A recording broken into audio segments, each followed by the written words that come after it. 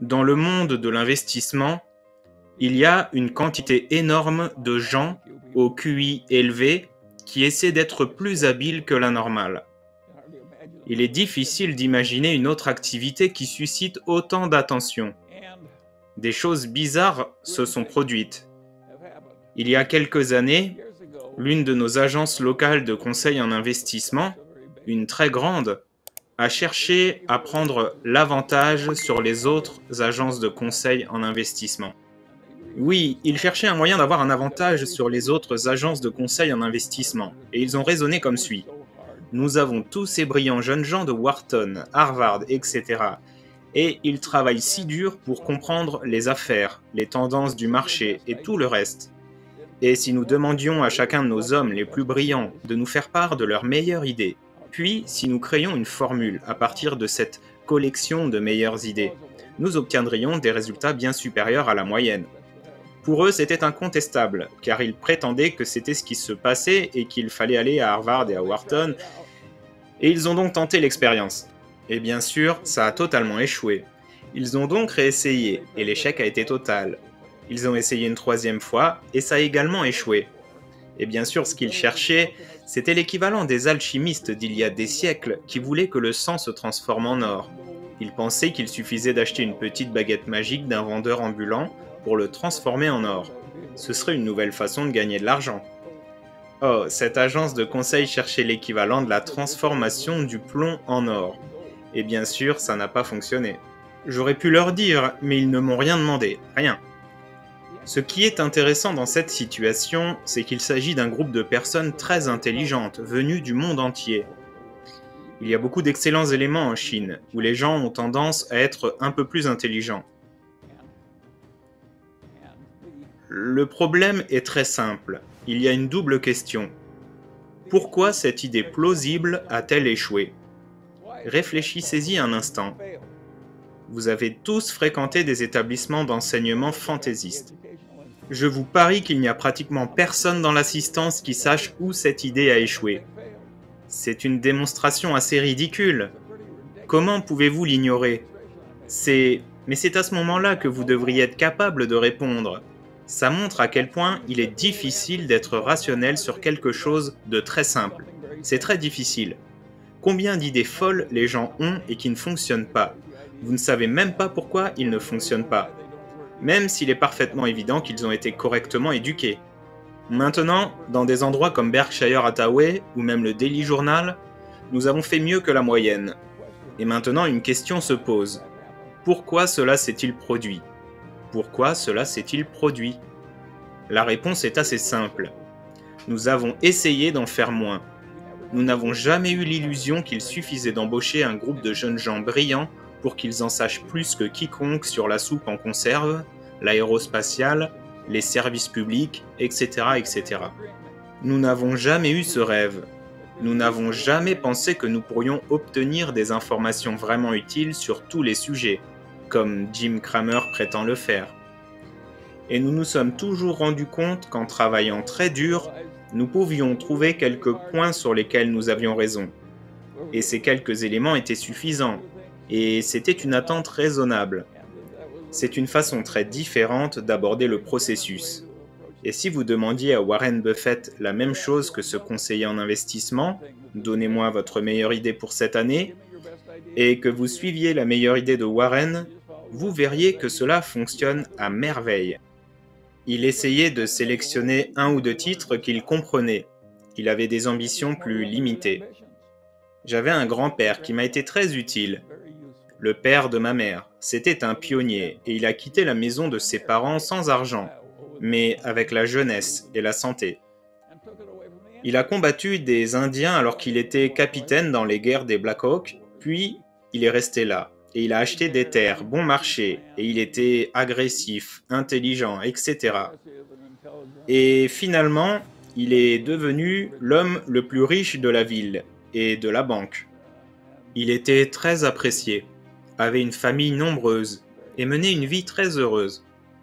Et il avait eu la force d'esprit d'être venu en Iowa quand la terre ne coûtait pas plus d'$1 l'acre et d'y être resté jusqu'à ce que cette terre noire crée la civilisation moderne et riche, et certaines des meilleures terres du monde. Oui, il a eu la bonne attitude de favoriser une vie comme la sienne, car il se trouvait au bon endroit.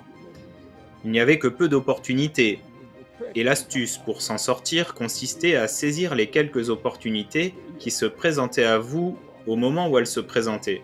Il a raconté cette histoire encore et encore aux petits-enfants qui l'entouraient tout au long de l'été. Ma mère, qui ne s'intéressait pas à l'argent, s'est souvenue de l'histoire et me l'a racontée. Mais je ne suis pas l'imitateur naturel de ma mère. Et je savais que grand-père avait raison. J'ai donc toujours su, dès mon plus jeune âge, que les opportunités importantes qui se présenteraient à moi seraient peu nombreuses, et que l'astuce consistait à me préparer à les saisir lorsqu'elles se présenteraient. Ce n'est pas l'attitude qu'ils adoptent au sein d'un grand cabinet de conseil en investissement. Ils pensent qu'en étudiant 1 million de choses, ils peuvent savoir 1 million de choses. Et bien sûr, le résultat n'est pas là. Presque personne ne peut surpasser un indice. Mais comme je l'ai dit, j'ai mes actions du Daily Journal, mes actions Berkshire Hathaway, mes actions du fonds asiatique de Lilou, mes actions Costco, et bien sûr, je suis en train de surperformer tout le monde, j'ai 95 ans. Je n'ai actuellement aucune transaction en cours. Donc, la réalité, c'est que j'ai raison et qu'ils ont tort. C'est pourquoi ça a fonctionné pour moi et pas pour eux. Un autre problème qui s'est posé dans le monde de la sélection de titres, où tout cet argent et tous ces efforts sont consacrés à essayer d'avoir raison et d'être rationnel, c'est qu'une chose vraiment horrible est arrivée à la classe des conseillers en investissement, à savoir l'arrivée de ces fonds indiciels qui battent tout le monde. Et ce n'est pas tout, le montant qu'ils gagnent correspond à peu près au coût de fonctionnement du marché et aux énormes changements dans le monde de l'investissement. Toute la profession est donc payée pour n'avoir pratiquement rien accompli. C'est très particulier. Ce n'est pas le cas de la chirurgie de l'intestin, ou même de la défense pénale, etc. L'ensemble de la profession a choisi cette activité, a choisi de n'avoir rien à faire. Depuis toujours, les membres de la profession ont été confrontés à ce problème et ont rationalisé leur action de la manière suivante. Nous protégeons nos clients des vendeurs d'assurance et des courtiers en bourse. L'agent de change standard est au service du trader actif.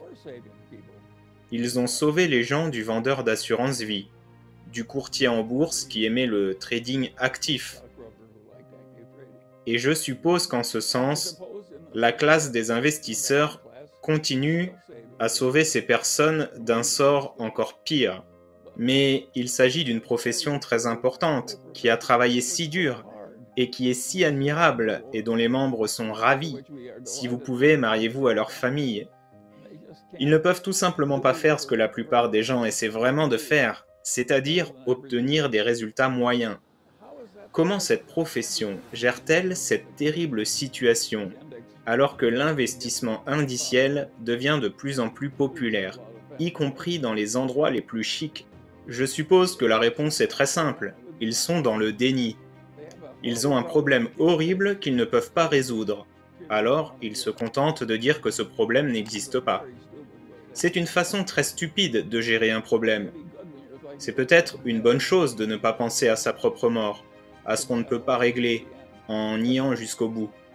Mais dans tous les domaines pratiques de la vie, un problème bien compris est à moitié résolu, ou mieux géré.